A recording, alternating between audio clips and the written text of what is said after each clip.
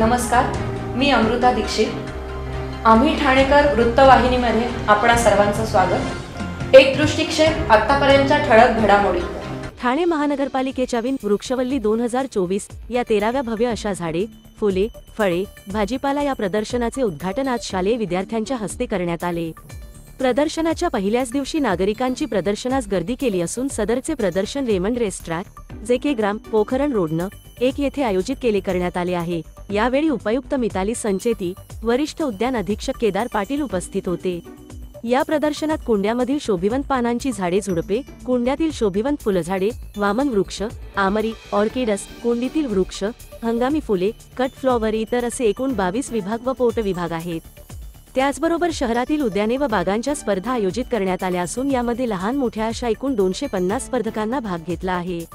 तसेच या प्रदर्शनात बागांची संबंधित वस्तू, उत्पादने, बांबूपासून तयार करण्यात आलेली शोभिवंत वस्तू इत्यादीचे जवळजवळ 40 पेक्षा जास्त स्टॉल्स आहेत।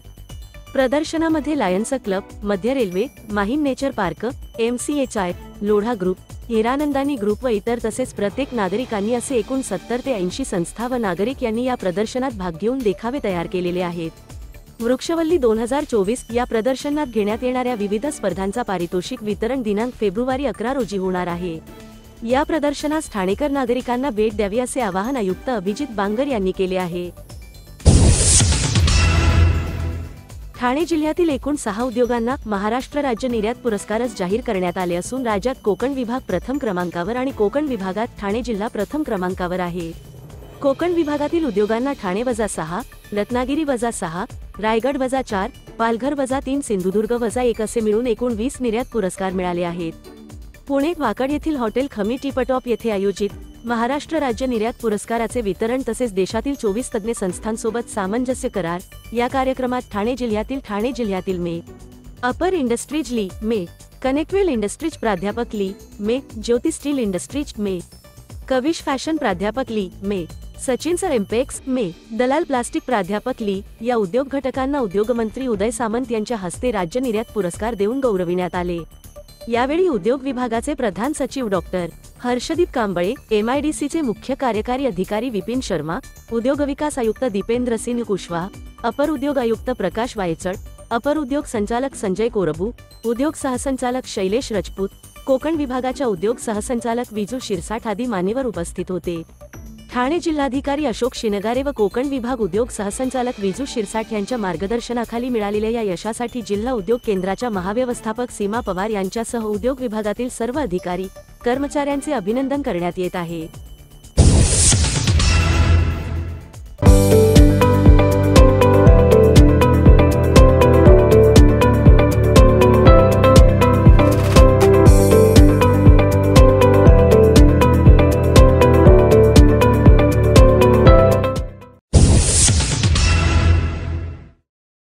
ठाणेकर मालमत्ता करदात्यांसाठी करातील व्याज माफी अभय योजना 31 डिसेंबर 2023 पर्यंत मालमत्ता करावरील 100% व्याज माफ, तसेच 1 जानेवारी ते 15 जानेवारी 2024 या कालावधीमध्ये मालमत्ता करावरील 75% व्याज माफ।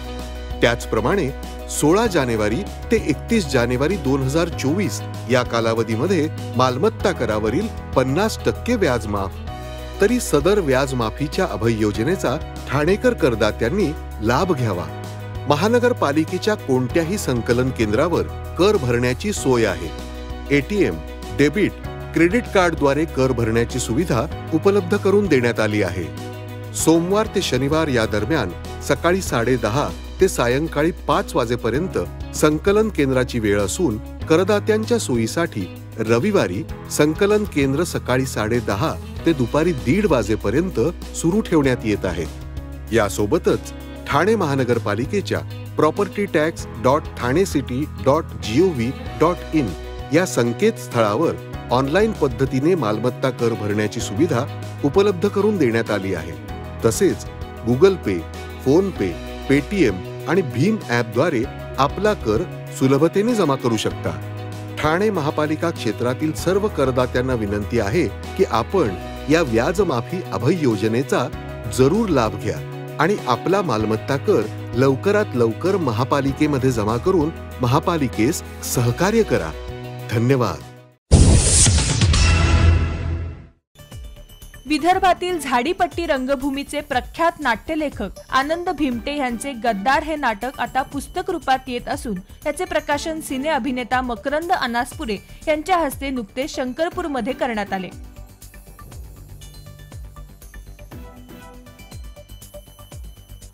विदर्भातील झाडीपट्टी रंगभूमीचे प्रख्यात नाट्यलेखक आनंद भीमटे यांचे गद्दार हे नाटक आता पुस्तक रूपात येत असून याचे प्रकाशन सिने अभिनेता मकरंद अनासपुरे यांच्या हस्ते नुकतेच शंकरपूरमध्ये करण्यात आले.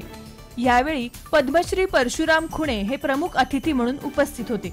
विशेष म्हणजे गद्दार या नाटकात मकरंद अनासपुरे यांची प्रमुख भूमिका असून या पुस्तक प्रकाशन सोहळ्यानंतर हे नाटक देखील सादर करण्यात आले.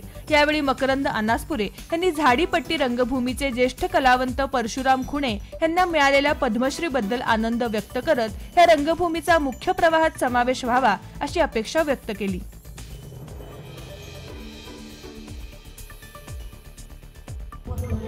दादा, झाडी नाट्य रंगभूमीला चांगले दिवस आहे असं म्हणता येईल, कारण डॉक्टर परशुराम खुणे यांच्या रूपाने पहिल्यांदा पद्मश्री देऊन गौरव झाला आहे. काय सांगायला याच्याबद्दल? एक खूप आनंदाची बातमी. आज मी त्याबद्दल सुधीर भाऊंचं अभिनंदनही केलं.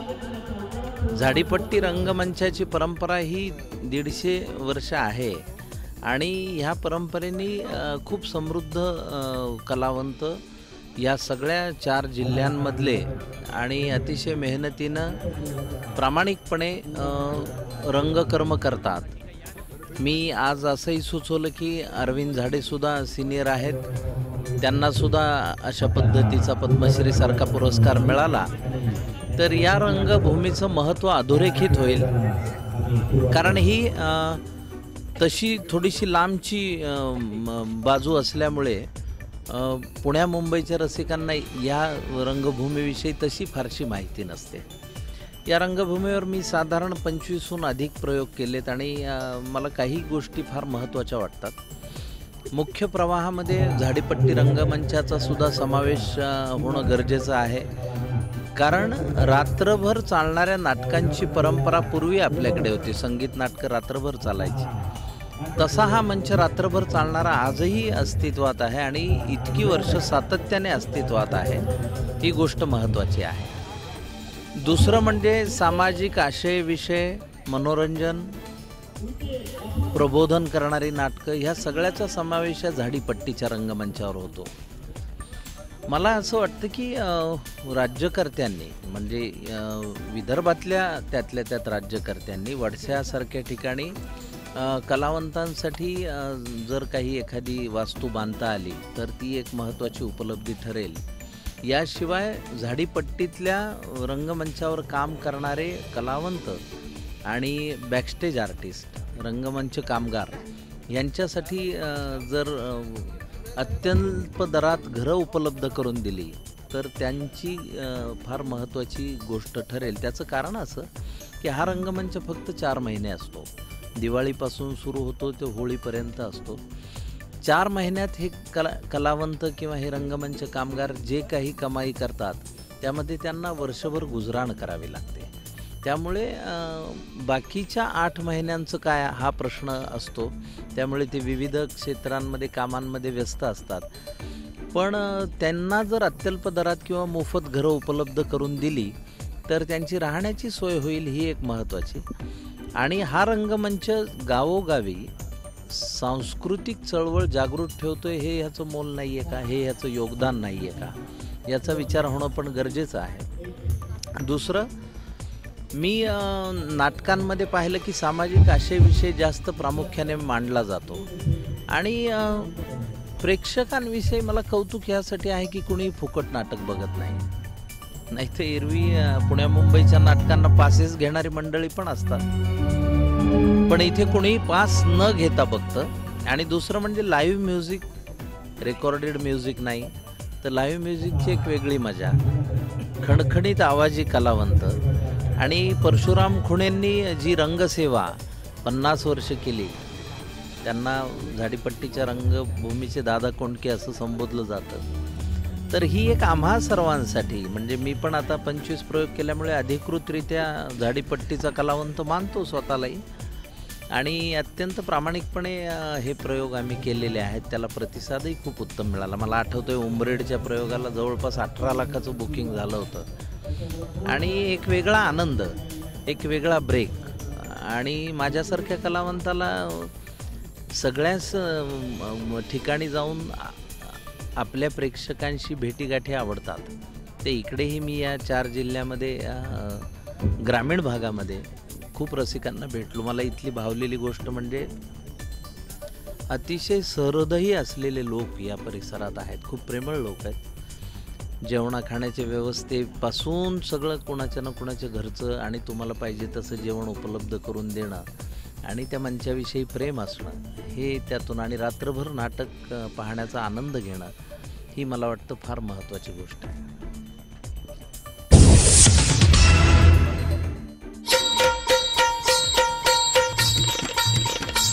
कला, क्रीडा, साहित्य आणि संगीत या कला क्षेत्रात अभूतपूर्व कामगिरी बजावलेल्या ठाणे जिल्ह्यातील अस्सल ठाणेकर कलाकारांना ठाण्याविषयी नेमकं काय वाटतं हे जाणून घेणार आहोत खुद्द त्यांच्याचकडून. आम्ही ठाणेकर वृत्तवाहिनीची नवी मालिका माझं ठाणं मी ठाण्याचा पाहायला विसरू नका, फक्त आणि फक्त आम्ही ठाणेकर वृत्तवाहिनीवर.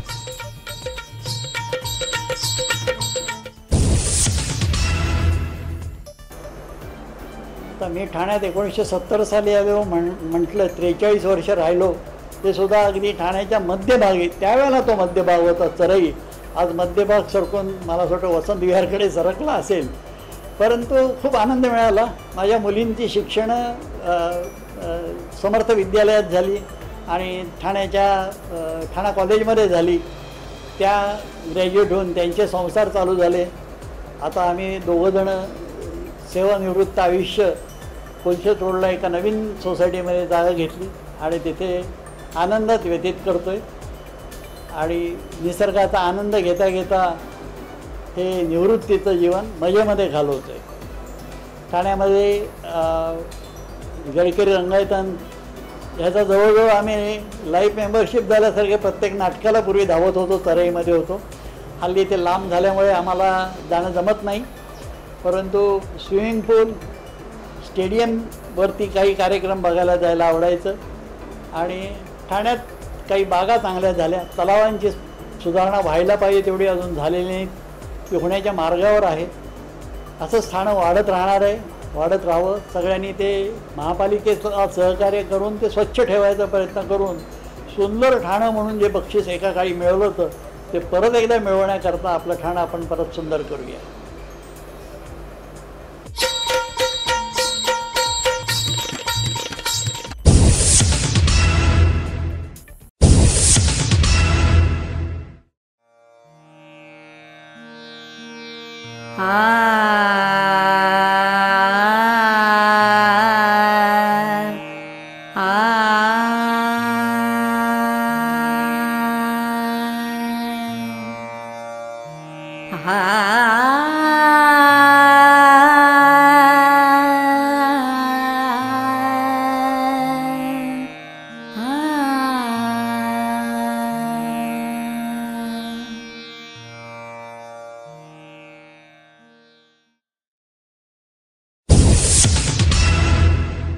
आम्ही ठाणेकर. आम्ही ठाणेकर. आम्ही ठाणेकर. आम्ही ठाणेकर. होय, ठाण्याचा मला अभिमान आहे आणि होय आम्ही ठाणेकर.